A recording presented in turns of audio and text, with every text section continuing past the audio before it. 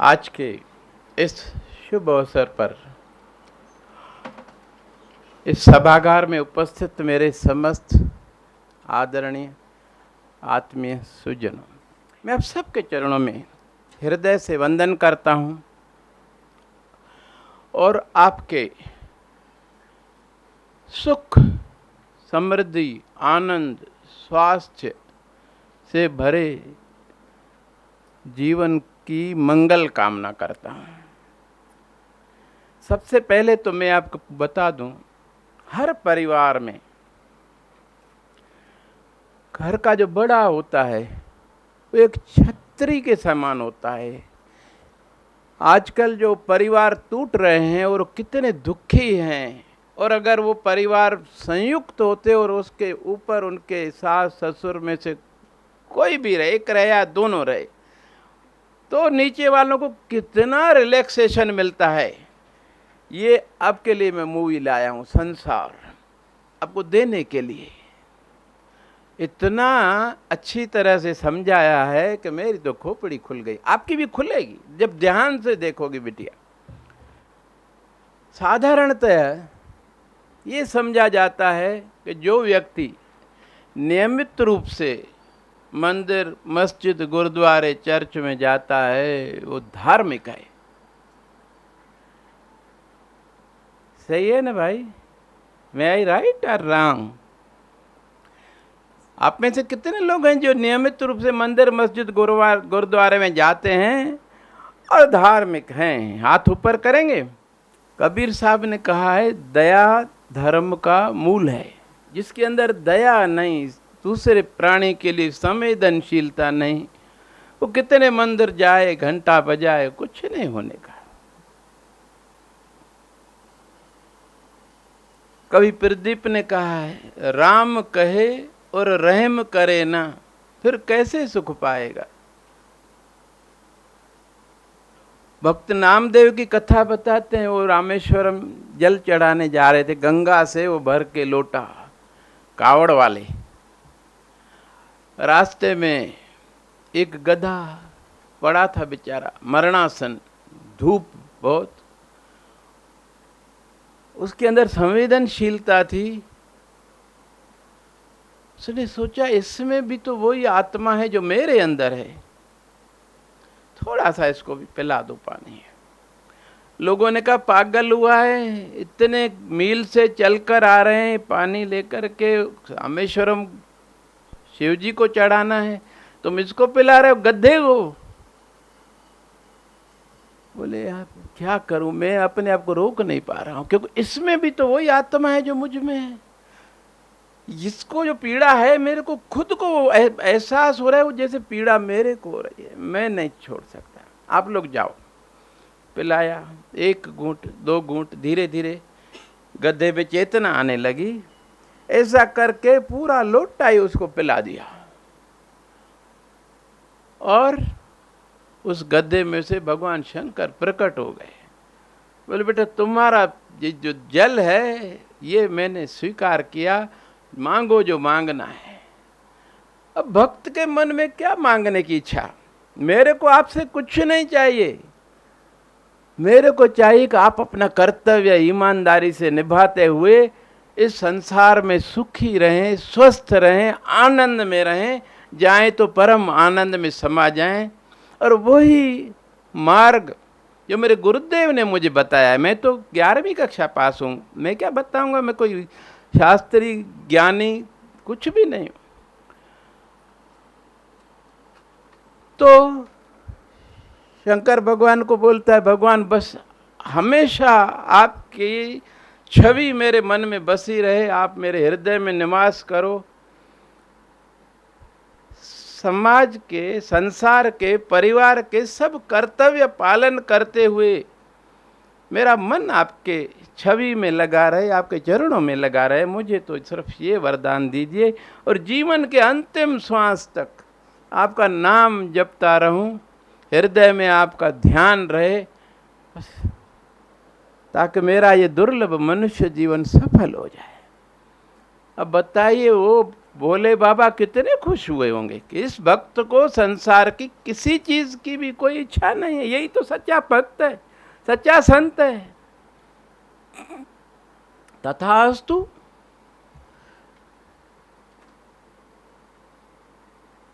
हर मजहब ये बताता है, रामायण में लिखा है, ईश्वर अंश जीव अविनाशी।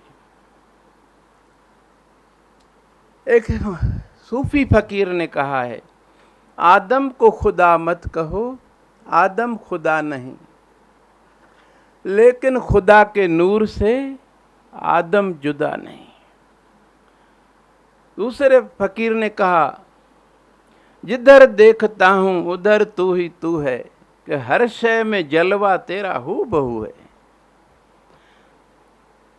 हर मजहब ये मानता है कि उस परम सत्ता का अंश हमारे अंदर है, जिसकी वजह से ये शरीर चल रहा है। जिस दिन वो अंश निकल जाता है, शरीर तो वही है, पड़ जाता है, सड़ने लगता है। घर वाले बोलते जल्दी उठाओ बाबा, है नहीं तो ये और बीमारियां पैदा करेगा।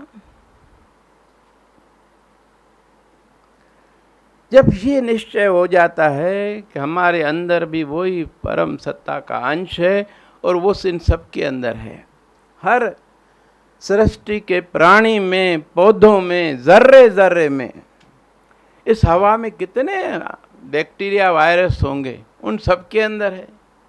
ऐसी कोई जगह नहीं है जहां पर उस परम सत्ता न हो। और आज से लगभग 10-12 साल पहले नासा ने बहुत लंबे रिसर्च के बाद देखा, जहां तक उनका एटॉमिक टेलीस्कोप जाता है, अनंत आकाश गंगाएं, निहारिकाएं, यानी इतने ग्रह नक्षत्र हैं जिसका कोई अंत नहीं है। असंख्य, इन्फिनिटी। असंख्य क्या होता है मालूम है आपको? क्या होता है बाबा? हमारे यहाँ गणना हमने बताई इस पूरे विश्व को। जैसे 100 लाख तो कितना हुआ? 1 करोड़। 100 करोड़ माना कितना हुआ? 1 अरब। 100 अरब, 100 खरब नील, 100 नील पदम, 1 पदम, 100 पदम 1 शंख।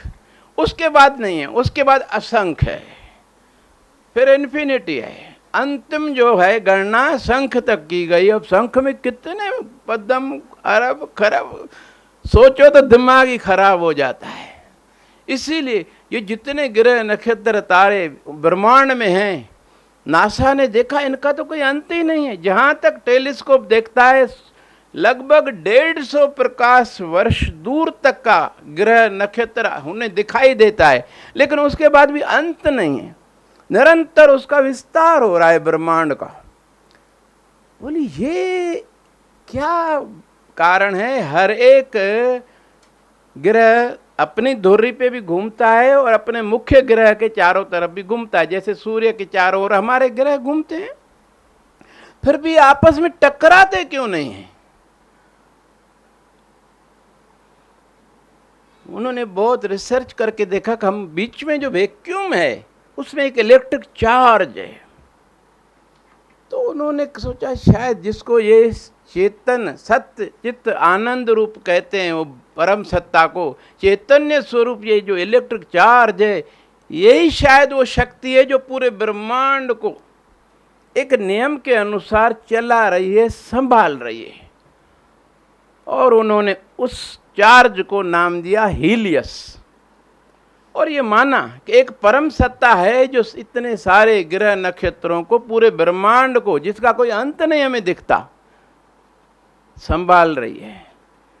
ये निश्चित है कि वो परम सत्ता है, पूरे ब्रह्मांड के कण कण में व्याप्त है, उसके सिवाय कहीं जगह है ही नहीं। लेकिन हम ये माने कैसे? मानते तो हैं, सुनते तो हैं, लेकिन जब तक अनुभूति नहीं होगी अपने अंदर, तब तक, जब अपने अंदर हमने उस परम सत्ता की अनुभूति नहीं की तो दूसरे के अंदर कैसे करेंगे? नहीं कर पाएंगे। इसलिए संवेदनशीलता पैदा नहीं होगी, दया धर्म, उसके लिए रहम पैदा नहीं होगा। आज जो कुछ भी हो रहा है विश्व में, इसी के कारण हो रहा है कि सिर्फ बातें हो रही हैं, उस चीज की अनुभूति खुद को नहीं है। ये जो योग और ध्यान है, पतंजलि योग दर्शन तो संपूर्ण रास्ता बताता है, यम नियम से लेकर ध्यान धारणा समाधि तक। यही पूरा बहुत ही सूक्ष्म सूक्ष्म बातें उसमें हैं। हमें इस मनुष्य जन्म को सफल करने के लिए, उस समाधि तक जाने के लिए जहाँ पर हमें अपने निज स्वरूप की अनुभूति हो, ले जाता है। एक ऋषि ने कहा है, निद्रा भोजन भोग भय यह पशु पुरख समान, नर निज ज्ञान अधिकता, ज्ञान बिना पशु जान। पशु और हम में ये चारों बातें समान हैं। नींद करना, भोजन करना, निद्रा भोजन, बच्चे पैदा करना और अपनी सुरक्षा की व्यवस्था करना। बोले फिर हम में और पशुओं में फर्क क्या रह गया? बोले नहीं, यहाँ समाप्त नहीं है बाबा, आगे है। नर निज ज्ञान अधिकता, ये एक नर स्वरूप है जिसमें वो विवेक रूपी भगवान खुद अंश बैठा हुआ है, जिसकी सहायता से हम अपने निज स्वरूप की अनुभूति कर सकते हैं कि हम वो दिव्य आत्मा का अंश हैं, उस परम आत्मा का अंश हैं। उस स्वरूप की अनुभूति अपने अंदर हम कर सकते हैं क्योंकि उसका अंश हमारे अंदर है। जिस तरह जल की जो प्रॉपर्टीज होंगी वो ये एक बूंद की प्रॉपर्टी होंगी, पूरे तालाब का जल हो या एक बूंद हो या एक आधा गिलास हो, सब गुण उसके जल के उस बूंद में भी रहेंगे, आधे गिलास में भी रहेंगे तो पूरे तालाब में भी रहेंगे। अब उस परम सत्ता का अंश हमारे अंदर है तो हमारे अंदर वो सब शक्तियां समाहित हैं जो उस परम सत्ता में है। लेकिन अब प्रभु की माया है, हम अपने आप को शरीर समझ बैठते हैं, तो फिर शरीर से संबंधित हमारा परिवार बनता है, मित्र शत्रु बनते हैं, राग द्वेष पैदा होता है और हम इसी में उलझ के रह जाते हैं। अंदर जाने की कोशिश ही नहीं करते, सिर्फ बाहर बाहर बाहर भौतिकवाद के ऐश्वर्य की पराकाष्ठा पर पश्चिम पहुंचा कि वहां पर सुख है, लेकिन देखा तो वहां तो और ज्यादा दुख है। महाराजा भर्तरी ने वैराग्य शतक में लिखा है, भोगो न भुगता अहमेव भुगता। मैंने भोगों को भोगने के लिए पूरा जीवन लगा दिया, लेकिन उसकी जो तृष्णा थी वो तो खत्म नहीं हुई, लेकिन शरीर की भोगने की शक्ति खत्म हो गई और वो जो वासना है भोगने की वो अभी तक बनी हुई है। क्या करूं अब? हम सब लोगों को बहुत ज्यादा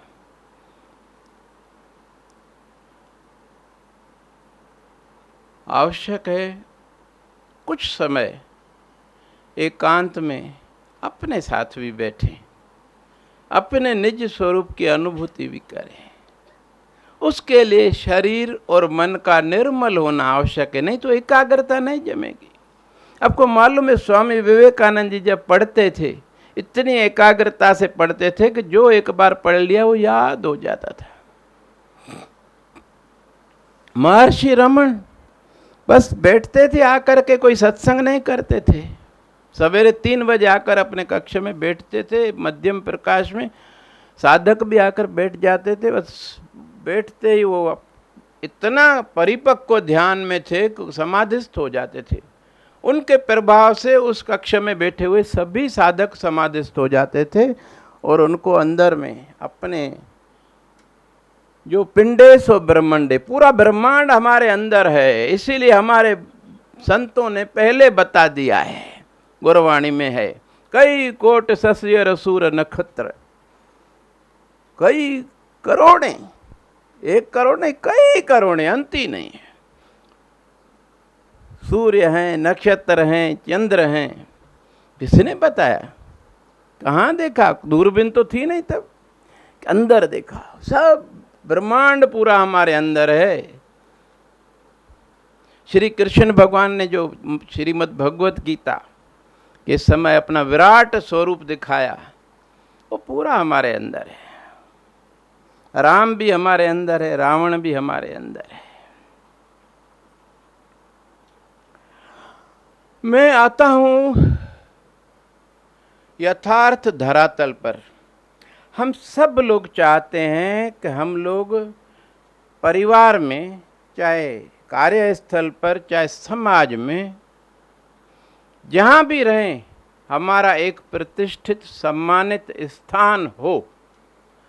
कोई नहीं चाहता हो तो हाथ ऊपर करो बेटा। चाहता है ना? लेकिन फिर भी आप देखते हैं, अखबारों में आजकल ज़्यादा आता है ये कि 4 बेटे हैं, फिर भी अपने पिता को निकाल दिया घर से। उसने मकान बनाए थे, चारों बेटों ने ले लिए, उनको बोला आप वृद्धाश्रम में जाके रखो। माँ को, अकेली माँ। कल एक साउथ से, कन्नड़ में एक मेरे पास में व्हाट्सएप पे वीडियो आया।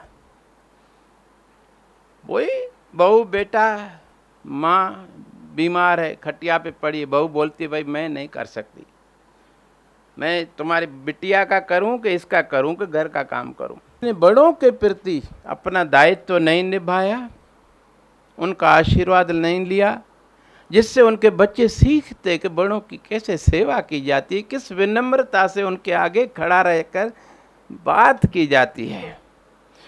उनकी फटकार को भी खुशी खुशी सहते और उसकी शिक्षा को आत्मसात करके जीवन को बनाया जाता है। ये दृढ़ विश्वास होता है कि हमारे बड़े हमें जो कुछ भी कहेंगे हमारे हित के लिए कहेंगे, वो हमारा अहित सोच भी नहीं सकते। एक दूसरा मैंने देखा, जो पति पत्नी युवा अवस्था में अपने बच्चों को, जैसे माँ है वास्तव में बच्चों को अच्छे संस्कार देने वाली, और उसके लिए ज़रूरी है कि उसको कम से कम 2 बार रोज प्यार से गले लगाए। आत्मीयता, स्तनपान कराने से, अपने शरीर सा उसका शरीर ढालने से वैसे ही आत्मीयता है। बच्चे का हमेशा रुझान अपनी माँ की तरफ ज़्यादा होता है, पिता की तरफ कम होता है। इसलिए वो माँ को सब बता देता है, सही गलत जो कुछ भी हो, क्योंकि उसे विश्वास है कि जो गलती है माँ माफ़ भी करेगी और आगे के लिए मार्गदर्शन भी देगी कि बेटा ऐसा करो तो फिर ये गलती नहीं होगी। लेकिन जिस माँ ने अपना समय बच्चों को न दे करके फालतू की बातों में गंवा दिया, बच्चे को अच्छे संस्कार नहीं दिए, वो बच्चा आगे चल के व्यसनी बन गया और फिर उसने अपनी घरवाली के कहने पर उस माँ को वृद्धाश्रम में छोड़ा। या जिस पिता ने अपने युवा अवस्था में खूब व्यसन किए, शराब पिए और जितने प्रकार के दुष्कर्म हैं उसने किए, बच्चा देख रहा है और आदत है, अभी भी बूढ़ा हो गया तो आदत तो छूटती नहीं है, स्मोकिंग की, ड्रिंकिंग की। ऐसे वृद्धों को और बच्चे परिवार में रखना नहीं चाहते कि हमारे बच्चे बिगड़ जाएंगे, फिर उनको वृद्धाश्रम में छोड़ देते हैं या परिवार में 2 पार्ट हो जाते हैं, अलग हो जाते हैं, ताकि इनका प्रभाव हमारे बच्चों के ऊपर नहीं पड़े। लेकिन जिस माता पिता ने ईमानदारी से, आत्मीयता से, प्रेम से अपनी संतान में उस परम सत्ता के दर्शन करते हुए आत्मीयता से, जैसा बताया ना, हमारा घर ही मंदिर है, उसमें जो सदस्य रहते हैं वो खुद भगवान का रूप है, उनकी सेवा ही सच्ची पूजा है, उनका आशीर्वाद भगवान का आशीर्वाद है, ये वास्तविकता है। जिन्होंने ऐसा किया, आज भी उस माता पिता को उसके बच्चे भगवान की तरह पूजते हैं, सेवा कर रहे हैं, और 99% ऐसा ही हो रहा है। ये जो दिख रहा है मीडिया में, प्रिंट मीडिया में, इलेक्ट्रॉनिक मीडिया में, ये सिर्फ 1% है, क्योंकि उनका काम है ऐसा ही बातें फैलाना कि सब बदमाश है, इस देश में अब कोई ईमानदार नहीं रहा, सब भ्रष्ट हो गए, सब लोग अपने माता पिता को बाहर भेज रहे हैं वृद्धाश्रम में, जबकि वृद्धाश्रम हमारी संस्कृति में कहीं है ही नहीं। काहे का वृद्धाश्रम? वृद्धाश्रम तो पश्चिम में होता है, जहाँ बच्चे 18 साल के होने के बाद, आपको मालूम है सब कुछ। आज जिस दहलीज पे हम खड़े हैं, बहुत ही गंभीरता से हमें सोचना होगा। हम इस जीवन में जो हम चाहते हैं, सबसे पहले हमारे परिवार के अंदर हमारा एक विशिष्ट, प्रतिष्ठित, सम्मानजनक स्थान हो,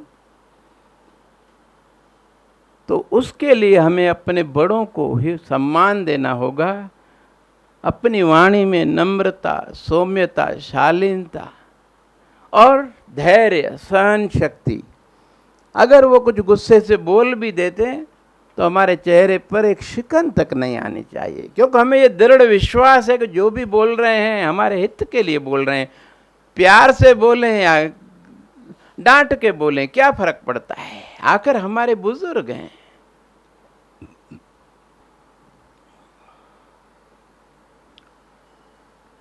दूसरा, अपने बच्चों को उनके प्रति बताना कि इन्होंने हमारे लिए कितने कष्ट उठाए हैं, किस तरह हम पैदा हुए, उस छोटे बच्चे को किस तरह पालना पड़ता है, दिन रात एक करना पड़ता है। इन्होंने जो हमारे लिए किया है उसको हम जीवन भर कितनी भी सेवा करें, उसके ऋण से उऋण नहीं हो सकते। जब बच्चों के अंदर हम बड़ों के लिए सम्मान पैदा करते हैं, इस तरह से कृतज्ञता का भाव पैदा करते हैं, तो वो बच्चे आगे चल के हमारे प्रति उससे कई गुना ज़्यादा कृतज्ञ रहते हैं कि हमारी माता ने, हमारे पिता ने भी तो हमारे लिए वही सब किया है जो इन्होंने अपने माता पिता के लिए इतना किया, और माँ बाप ने इनके लिए किया। तो हमें इनसे ज़्यादा विनम्र हो करके अपने माता पिता की बात सुननी है, उसमें विश्वास रखना है और उसकी आज्ञा माननी है, उसी में हमारा हित है। और कभी भी गलती हो जाए तो माँ को तो बिंदास होकर अपन जाके बता सकते हैं, रोज हमें गले लगाती है, कितना प्यार करती है, हैं? ये है वास्तव में सच्ची आध्यात्मिकता। और ये व्यक्ति सदैव इस संसार में तो सुखी रहेगा और स्वस्थ रहेगा। उसके भोजन में तामसिक भोजन नहीं होगा, ऐसा भोजन बनाएगी वो बिटिया जिससे पूरा परिवार स्वस्थ रहे।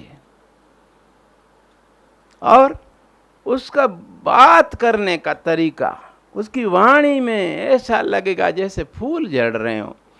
उससे बच्चे सीखते हैं। आपने देखा है कई बार बच्चे आते हैं नर्सरी केजी में, कुछ बच्चे बहुत शांति से बोलते हैं, कुछ लोग बच्चे चिल्ला चिल्ला के बोलते हैं, कुछ बच्चे गालियां देते रहते हैं। हम लोग समझ जाते हैं कि इनके परिवार का माहौल क्या है। बच्चे को मालूम ही नहीं कि गाली का अर्थ क्या है, बस उसने सुना और उसको। आजकल जिसे फाहिश गाने आते हैं बच्चे सुनते रहते हैं, उन्हें मालूम भी नहीं ये गाना का अर्थ क्या है, वो गाते रहते हैं। बच्चे का काम है कॉपी करना, ये मनोविज्ञान है। तो हमें गृहस्थ जीवन एक तपोवन है जहाँ संयम और सेवा की साधना करनी होती है। आचार्य श्री राम शर्मा जी सदैव अपने प्रवचन में ये बात कहते थे। दूसरा कहते थे, कथनी करनी भिन्न जहाँ है, धर्म नहीं पाखंड वहाँ है।